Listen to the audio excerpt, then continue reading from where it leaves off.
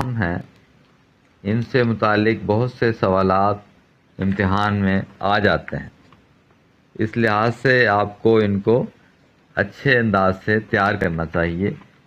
آج ہم فعل ماضی کی اقسام پر روشنی ڈالیں گے۔ آئیے آغاز کرتے ہیں۔ فعل ماضی کی اقسام۔ فعل ماضی کی 6 اقسام ہیں۔ نمبر 1، فعل ماضی مطلق۔ نمبر 2، فعل ماضی قریب۔ نمبر 3، فعل ماضی بعید۔ نمبر 4، فعل ماضی استمراری۔ نمبر 5، فعل ماضی شکیہ۔